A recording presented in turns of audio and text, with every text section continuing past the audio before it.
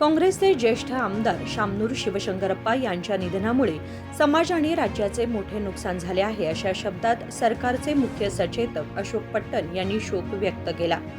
सोमवारी बेळगाव येथील पर्यटक निवास येथे पत्रकारांशी बोलताना ते म्हणाले की शामनूर शिवशंकरप्पा यांना इतर पक्षांकडून मागणी असूनही त्यांनी काँग्रेस पक्षाची निष्ठा कायम ठेवली। आमच्यासारख्या राजकारण्यांना त्यांनी आपला मौल्यवान अनुभव दिला। ಪಾರ್ಟಿ ಒಳಗೂ ಕೂಡ ಅವರು ಇಂಥ ಪಾರ್ಟಿ ನಮಗೆ ಕಾಂಗ್ರೆಸ್ ಪಕ್ಷ ಇದ್ರೂ ಕೂಡ ಎಲ್ಲ ಪಕ್ಷದ ಜೊತೆ ಒಡಂಬಡಿಕೆ ಹೊಂದಿ ಬಹಳ ಚೆನ್ನಾಗಿ ಗೌರವದಿಂದ ಮಾಡಿರುವಂಥ ಶಿವಶಂಕರಪ್ಪನವರು ಇವತ್ತಿನ ಇಲ್ಲಾಂದ್ರೆ ನಮ್ಮ ಪಕ್ಷಕ್ಕೆ ಬಹಳ ನಷ್ಟ ಇದೆ। ಪಕ್ಷದಿಂದ ಬೇರೆ ಪಕ್ಷಕ್ಕೆ ಹೋಗೋಕ್ಕೆ ಬಹಳ ಒತ್ತಡ ಇದ್ರೂ ಕೂಡ ಕಾಂಗ್ರೆಸ್ ಪಕ್ಷಕ್ಕೆ ಅವರು ನನ್ನ ನಿಷ್ಠೆಯಿಂದ ತೋರಿಸಿ ಕೊನೆಯವರೆಗೂ ಕೂಡ ಕಾಂಗ್ರೆಸ್ನಾಗ ಇದ್ದು ತಾವು ಅಕಾಲಿಕ ಮರಣ ಹೊಂದಿದ್ದಾರೆ। ಅವರೆಲ್ಲ ವಿದ್ಯಾಸಂಸ್ಥೆಗಳು ಮತ್ತು ಸಾಮಾಜಿಕ ಎಲ್ಲ ಕಾರ್ಯಕ್ರಮಗಳು ಆದಷ್ಟು ಬೇಕಾದಷ್ಟು ಅವರು ಸಹಾಯ ಮಾಡಿದ್ದಾರೆ। ಅವರು ಮೃತರಾಗಿರೋದ್ರಿಂದ ನನಗೆ ವೈಯಕ್ತಿಕವಾಗಿ ಕೂಡ ನನಗೂ ಕೂಡ ಬಹಳ ಸಹಾಯ ಮಾಡಿದ್ರು ಒಂದು ಕಾಲದಾಗೆ।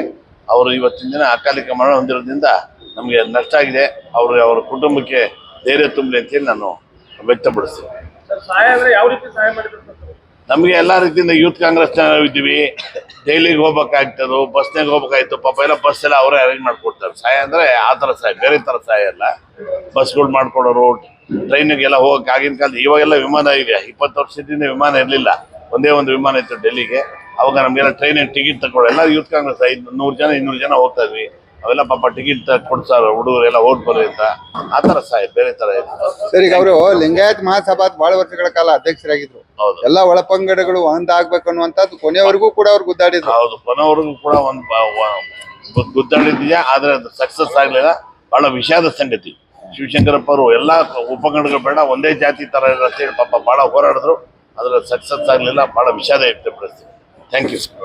त्यांच्या निधनामुळे मला वैयक्तिकरित्या देखील मोठा दुःखाचा धक्का बसला आहे, असे त्यांनी सांगितले। विनोद कोलकार, KMM मराठी, बेळगाव।